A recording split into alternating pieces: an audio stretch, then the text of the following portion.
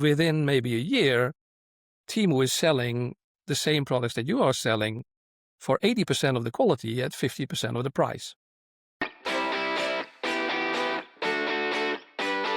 Let's Talk Marketplace. The Marketplace podcast with Ingrid Lommer and Valerie Dichtel. Hello and welcome back everyone to Let's Talk Marketplace. I'm Ingrid, as always your host for today. Not with me today is Valerie because she's off holidaying in the Toscana and hopefully eating lots of great Italian food as she wanted to. But you don't have to listen to me just by myself because I brought along a good old friend who has been on the show for several times. I think it's your fourth visit now, Ed, something like that. Yeah, I think so. This was the fourth one. And everyone who has been listening to us beforehand probably came across one of the episodes with Ed because they are always the ones that are most watched after, I think. Oh, wow. Yeah, that's always. Yeah, I think your episodes are all of them inside the top 5. So. Can't be my face. It cannot be my face. But it's a podcast, so it's fine.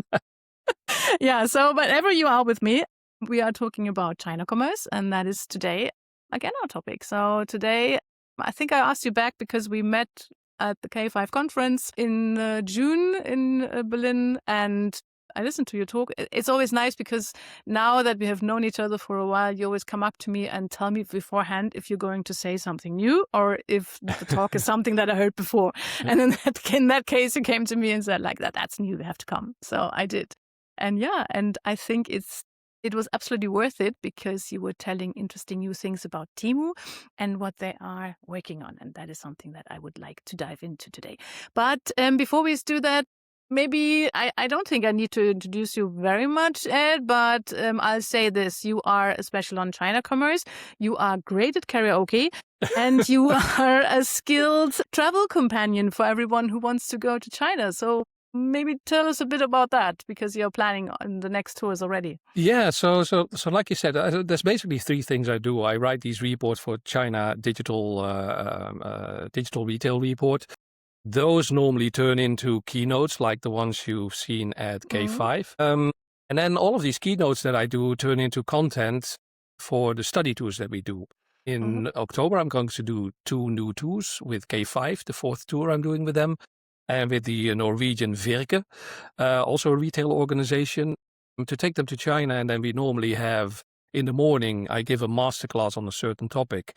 And in the afternoon, we go and visit companies or sites that are related to that topic. So that could be quick commerce, that could be live commerce. So people get both the theory, so they understand what they actually see in the afternoon.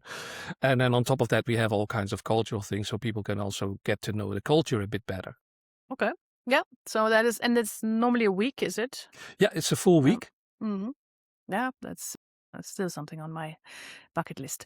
But not this year because I think you're full already, aren't you? I think that K5 has 1 or 2 seats left, but they're probably going to fill up this week. So I don't know when this is airing, but the closing date for sign up is September 1st. Yeah. So then maybe for the next one. Yeah, but for today now, I wanted to do 2 things actually with you because it is our summer episode and I always take a bit more time for topics when we do our bigger summer deep dives. And today I thought every time we have been talking together about China commerce, we always came to the end of the episode and was like, okay, there's so much story left. There's so much things to do that we could still talk about.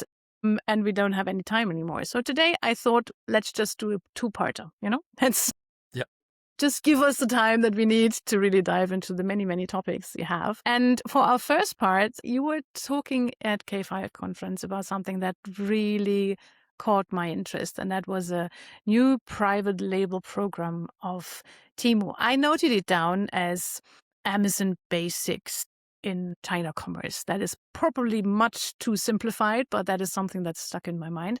And I thought, okay, I really need to talk with you about that in more detail. And in part 2, I'd like to talk more about what is actually happening in China and the great shifts in e-commerce and especially quick commerce that are happening there that we might not be aware of so much. But for the first part, let's get into Temu. So Yeah, what is that about? Let's first start. How did you find this? Is that already happening just in China or in Europe? So what is this new program that you were talking about? So it's actually something that already started like 1 or 2 years ago. Temu started noticing that, okay, it was quite easy to sell inexpensive goods to the United States and Europe, but they also started noticing that people were getting more critical about the quality of the goods. And there was also more and more movements requiring more compliance with local regulations. So already in 2024, they started to look at upgrading the quality of the goods they were selling on their platform. Now, after that, in 2025, you also got the de minimis in the US that was cancelled. Before that, you could import packages into the US for free under $800, just like we had the €150 in Europe. That was cancelled in May last year. So that also meant that Temu had to scrap a lot of the very cheap goods from their assortment, because it wouldn't make sense anymore if you would have to pay import tax on top of that. What they also did is they moved into fulfillment from local warehouses to solve that problem. So that's something that's also taking place in Europe now. So, but another thing that they did is they realized that there was sort of a ceiling to the strategy that they had been following. As I probably explained on a previous podcast, they started out with a fully managed model where they basically say to a factory, just put the goods in our warehouse and we'll take care of the logistics and the pricing, etc., and we'll pay you the wholesale price that we agreed on. But they try to also to improve their own profitability. They try to move into a semi-managed model where they basically say to the factories or the merchants, you are responsible for the logistics. So we don't do that anymore. You are responsible for the logistics. And they primarily targeted merchants that were already selling, for instance, on Amazon, because they already had goods in local warehouses abroad. It was even possible for these merchants to ship Temu orders from a fulfillment by an Amazon warehouse. But they also found that there were not a lot of merchants from the fully managed model that wanted to join that semi-managed model, because there's a lot of risk involved. You need to ship goods across the sea. It takes about 6 weeks, 6 to 8 weeks.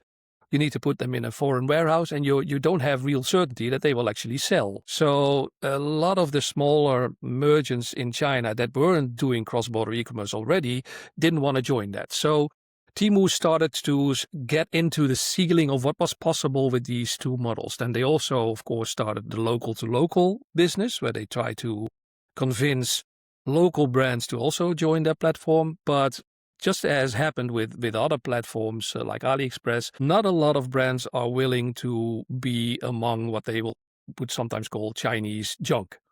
They would find that dangerous for their own perceived quality perception.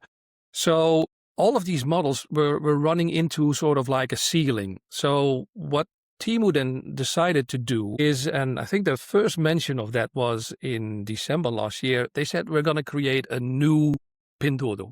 So Pinduoduo being the mother company behind Temu. So the actual Chinese platform, the Chinese version of Temu, is called Pinduoduo. It was very unclear at the time what they actually meant. Now it has become clear that it doesn't mean that they are creating a third platform, so Pinduoduo, Temu, and what they then call New Pinduoduo, but they were going into a new strategy where they was starting to create their own private labels. And that should create a new growth path for Pinduoduo PDD Holdings, where they will create private labels that they will sell both primarily first on Temu, but later also on the Pinduoduo domestic platform.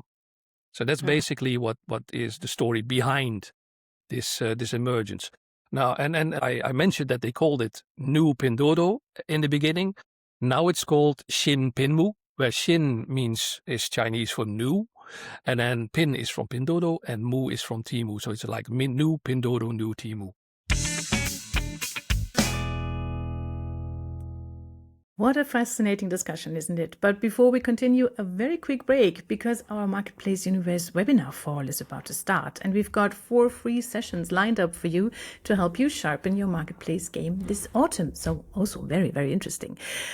Starting on September 17th, our deep dive into TikTok Shop for Brands. Max Borjanek, head of TikTok Shop Germany, and Florian Bein, co-founder of Bedrock, break down how to tap into a network now reaching 200 million people across Europe every month, and how to get started in time for peak season.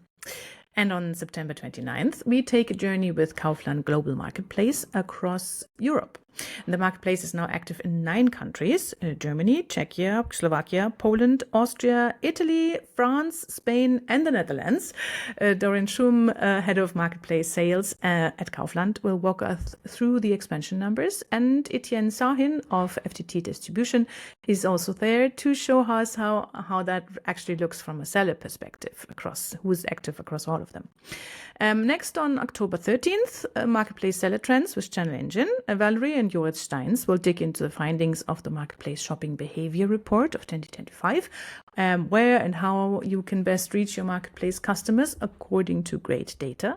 And last but not least, on October 27th, we look at the CE markets together with Base. That's the continuation of last year's massively successful session.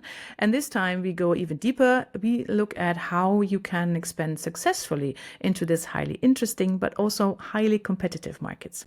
So 4 sessions packed with marketplace know-how and all completely free for you. All you have to do is register. The links are in the show notes or on marketplace-universe.com/webinars. Okay, thanks for listening and back to the episode. So I think we need to take a step back here, because what you said about Temu running into sort of a ceiling where they cannot develop the existing strategy further and further the way they want. That is something that is hard to grasp from a European standpoint when you look at the growth figures of Temu around here, where they're still like in every country and they are growing by at least 20 to 30% each year. So that doesn't really look like a ceiling here. How do you come to this conclusion that you think that they are reaching the end of their natural strategy at the moment? Yeah, so one thing that we have to keep in mind is that in Europe, they started almost a year later than in the United States. So we're a bit behind. Yeah. And that was mostly Western Europe. So in more recent years, they've also been launching in Eastern Europe and other countries around the world. They're even trying in Southeast Asia, but it's very difficult there because they don't have the same price advantage in Southeast Asia as they have in Western markets. They are still growing, but it's also based on adding new markets. But it also is based correctly on having a higher penetration and having people buy more. But they also found out that retention is also, for instance, a problem for them. It's quite easy to get people to place their first order, but it's a whole different story to retain these people and have them buy more and more. And especially if people are not very satisfied about the quality, you need to fix that bottleneck, basically. Now, on top of that, the other thing is that since they cannot really grow the semi-managed model as fast as they want to, they are still sort of depending on the fully managed model a lot. Now, the fully managed model used to be run by sending packages from China by air freight to Europe. Now, because of the cancellation of the tax exemption of €150, that is now becoming a very, very expensive method because consumers now have to pay €3 per product category in the package. So what Temu, just like they did in the United States, has been doing is opening up warehouses, either run by themselves or run by logistical service providers. So what they do is they ship the goods, especially goods that have already proven to be successful by air freight. They ship those goods to the US and European markets and then fulfill it from these warehouses. But there's also a limit to the number of warehouses that you can open and continuing to be profitable. So it's not that like they completely stopped growing, but they realize that there's a ceiling to that. And now on top of that, what they also are facing in the domestic market at home is that they also are facing a ceiling to people from the first and second tier cities, like the biggest cities in China, where you have the most affluent consumers. they have difficulty in growing with the more developed affluent consumers. So they also realize like we need to have a better quality also to hook these consumers to our platform, and not just have people from lower tier cities and rural areas that are much more price sensitive buy on our platform. So that's basically the situation that they're in. They see both domestically and internationally that they are sort of reaching a growth ceiling, and they need a new growth path. Now that is something that, you really don't realize if you look at the situation from Europe here, because here we just look at them and their growth numbers and go like, oh, this is uncontrollable. This is growing in any way and we can't find a way to stop it. And what you are telling us now is that there might be a natural ceiling to this that they are having to find ways around. I find that an interesting perspective. It's just that I wouldn't have thought that the first way around this problem is private label, basically. How is that going to help? Because, I mean, when we think about private label, we think about, I don't know, branded garlic presses produced in China. That's what private label is in our minds. So what is private label for Temu? Yeah. So what Pinduoduo did is they took a look at several other companies in the market. They looked at companies like Costco that have a high level of private label. They might have looked at Aldi that I think has 95% private label in their SKUs in China. Not that they're going to do the same types of products for now. They have looked at Amazon also with Amazon Basics, as you already mentioned. But they also specifically have been looking at two companies. One is Shein. Now, you probably know that Shein has this model where they sort of design something, make a low quantity of that and then test it, and then if it's successful, they scale up. They've been looking at that model, and they sort of want to do a variation on that. Another company that they have been watching is JD.com. Now, something that we don't know here, but what JD is doing in China, JD is very well integrated into supply chain, and JD in China has their own private label as well, Jingzao, which basically means made by Jingdong, made by JD. So certain product categories like laptops, but also in some clothing categories, look quite broad. Jingdong is making their own private label products to give consumers an alternative, like it's better than white label.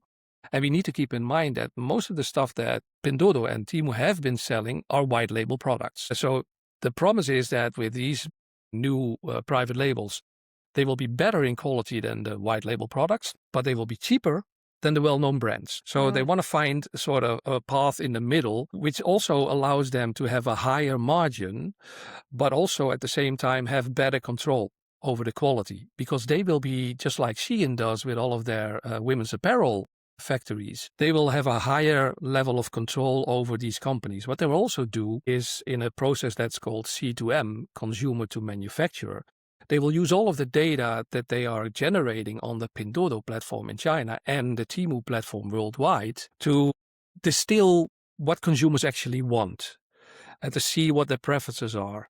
And they will use that data to basically tell these factories that they will be working in under the Xinpinwu division, guys, this is the product that you need to make, and this is the volume, and we can give you a certain guarantee of volume, which is a reason that some of these factories will be willing to work with Temu and Pinduoduo on this, just like a lot of factories prefer to work with Shein because they can get maybe not the highest price, but they can get a certain volume during the year.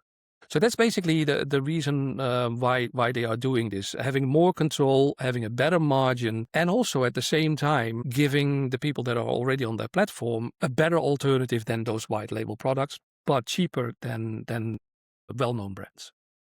That's an interesting point of view here, because what you're saying is they are going for private label because that ensues more quality than you would have if you just, let merchants from anywhere get on the platform and sell the white label stuff there. Again, something that you would not normally think about because, I mean, while Aldi and all the other big companies in Europe that are having their own private label brands, they have okay-ish quality. If you buy, I don't know, your drill from the Aldi private label. But of course, quality is not the main point here. The price is the main point. So I find that interesting. Wouldn't it be easier to, I don't know, control the merchants that are selling on Temu and Pinduoduo just a bit tighter, a bit better, and to ensure quality that way? Yeah, that's basically what they've been doing for years. They Yeah. actually have like a very tight penalty system. Mm. So if a consumer receives a product and complains about it, then the merchants need to pay 2.5 times the consumer price as a penalty. And sometimes what Temu and Pinduoduo even do is they don't just do that for that specific order, but if there are a couple of complaints, they do that for the whole batch that has been delivered at their warehouse. So there's quite a lot of manufacturers that have seen all of their margin evaporate when there's too many complaints. So this is a way that they are trying to sort of get control over the quality of the products being sold. But at the same time, they also have an auction-like system that the manufacturer with the lowest price gets the orders. Quite difficult to keep the right balance out of these two. Mm-hmm. Plus the fact that if a consumer complains, it's okay that you can fee the manufacturer, but the complaint is already there. So, and the consumer is already dissatisfied. Mm-hmm. So you might lose him and you might not win them back. It's something that they have, like I said, since May 2024 been focusing on more, but they still think that they can do better. And Shinpinmu division is one of the ways that they are planning to do that. Mm-hmm. Interesting. So how fast is moving Shinpinmu though? So have you already seen Shinpinmu branded items in Europe as well? Or is that just, on the move now and just being created? Yeah.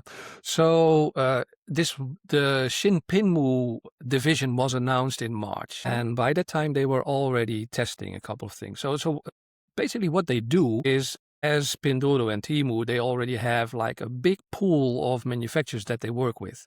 Now, they select a certain number of these manufacturers, especially the ones that have already been OEMs, original equipment manufacturers. So basically factories that have already been producing for well-known brands. So they have the knowledge to make quality products. Or they might be ODMs, original design manufacturers. That's basically a factory that also designs their own products, but then lets another brand slap their label on it. But those that are specifically been selling to the Chinese market and don't have a lot of experience in going abroad.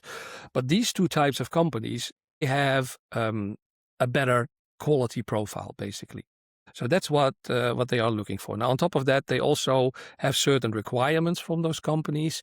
They basically tell these companies, like, you need to be willing to let us determine what the product is going to be. You need to link up with our systems. So we, in return, will give you a certain like volume throughout the year.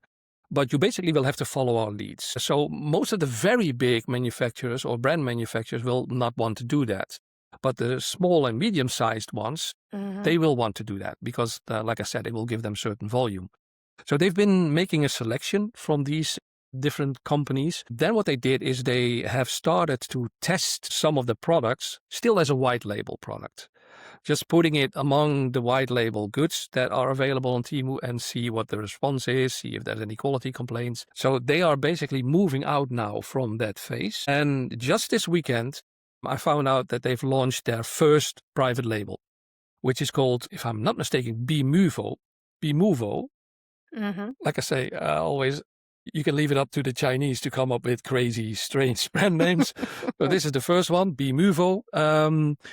And it's mainly bed linen, bed goods, but also some T-shirts with also some IP prints on it, like the Powerpuff Girls and Batman. So that's the first brand that they have launched. They will probably create a couple of different brands under the Shinpinmu label. I don't expect them to put Shinpinmu on the products themselves as a label, but they will probably create different brands for different product categories. Because one thing that they've said is they will start in apparel and stuff like handbags and things like that, but they are planning to do this for all of the major product categories. So a few weeks before you saw me speak at K5, I was actually speaking at the Global DIY conference with all of the audience was filled with people that are making all kinds of power tools and that kind of stuff. And And most of them gets produced in China, I guess. it gets produced in China. Mm. And of course, they've never been very worried about Temu, although they've also been making some of or selling some of that stuff. But I said, well, you should expect that within maybe a year, Temu is selling the same products that you are selling Yes. for 80% of the quality at 50% of the price. Now, that's an Made in estimation. the same factories and Quite often, if they are using, which they often do, if they are using OEMs, original equipment manufacturers, then the same factory might be making these Temu Shinpinmu products, maybe at not exactly the same quality level. Maybe a part that is normally in a metal casing is now in a plastic casing or whatever. So, but still at a price point where that 20% extra quality doesn't matter that much anymore for the consumer. And I said to the audience, and then you're going to have a real problem. So that was because they had never looked at Temu as a big threat, but they were completely shocked and seemingly. And was just, how was the reaction? I mean, because that is really one of the industries that should be most worried about this. Yeah, correct. Because it's going to be high value products as well. Yeah. And there's going to be a big price difference. So I've heard later from some people that I know that were in the audience that this was the talk of the day, and people were completely shocked by this because, like I said, the perception of Temu is like this platform for cheap Chinese junk. Well, that's phase one. That is how they got a foot between the door and got people to buy. But now they're going into another phase where it's much more about becoming an all-round one-stop shop for higher quality than they've been selling to people. Still, they will have to communicate this shift to the consumer as well. And I think that might be more difficult than they think because they are now strictly in the heads of consumers, at least in Europe, and I guess in the US it's the same. They are strictly in the bucket for, cheap and maybe junk. Not something that you would go for if you look for high quality, but just cheap and sort of okayish. And how are they moving to get out of that bucket? It's a very good question. So as far as the plans for communication are concerned, I haven't seen anything mentioned. Now, in May, I published the first report on Shinpinmu. In 2 weeks, I will publish the next report, which will go much deeper in how they are setting up the supply chain. I haven't seen much information about how they are going to plan to communicate this. And so far, they keep it very under the radar. They're still really in a testing phase. One thing that they can do, and one thing that has also been described as a possible risk when they start Shinpinmu, is that they will be diverting traffic to these brands and to these. So just like people would buy search engine advertising, Temu will now primarily then start promoting their own private labels. Now, the potential problem is that those merchants that are not making Shinpinmu products, but are still selling on the fully managed model, might see the traffic to their products disappear. And the merchants that are selling in the semi-managed model that need to put these goods in foreign warehouses, and quite often nowadays also need to pay for advertising on Temu. So there is already search engine advertising for the semi-managed model. They might need to even pay more advertising money to remain visible. So that's the main thing that I've seen so far, that it's mostly going to be about making their own private label products just more visible than the white label alternatives. Interesting. But coming back to what first came into my mind when I heard you talk, like that's a Chinese Amazon basics. What I find interesting is I've been following Amazon's move into private label and also move out of that strategy over the last years. There was a big push for Amazon Basics. I think, what was that? 2018, 19, something around that, where it seemed like Amazon would be taking over nearly every category with their basic products, starting out with batteries, of course, which are still one of the main sellers, but slowly taking over other areas as well. And I remember lots of European brands were being really concerned about that. And after a few years, Amazon sort of trickled out of this strategy. It was never really clear why they removed that, but they stopped pushing so much into this private label campaign and just focusing on the products that were working really well, like the batteries, and going completely off from other categories. For Mm. example, if I remember correctly, that was then they had a push for home and living products, and they moved out of those as well. So I'm just wondering, is Pinduoduo taking this route into private label as a, I don't know, last resort because their main strategy of pushing Temu is not working the way they want it to? Are they, I don't know, is that something like the holy grail to them that they're really going for now, this private label? Or is that just something they're trying out and might ditch just as fast as Amazon did, at least in the categories that are not working out? Yeah. So in the first report that I did on Xinpinwu in May, there's actually a section where it evaluates, where Temu evaluated what Amazon has done. And one of the things that came out of that was also that risk that if they put too much traffic on their own products, that they might lose the merchants, other merchants. And if they lose other merchants, then they cannot catch up as quickly with Xinpinwu. So it's not that Xinpinwu is completely going to replace it. I think the estimations that I've seen is that they aim in the short term for it to become 10% of their GMV. So 90% will still be from the other models that they are already operating. So they also won't divert all of the traffic to their own products, but they will probably have a priority in traffic distribution. So I think that also what is a big difference is that, of course, Amazon mostly operates as a marketplace.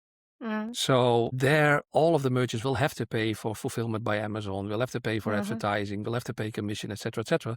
Whereas with Temu, of course, with the fully managed and semi-managed model, it's more like a consignment. It's not, besides those merchants that are in the semi-managed model paying for search engine advertising, for all of the other merchants, Temu is basically doing all the work for them.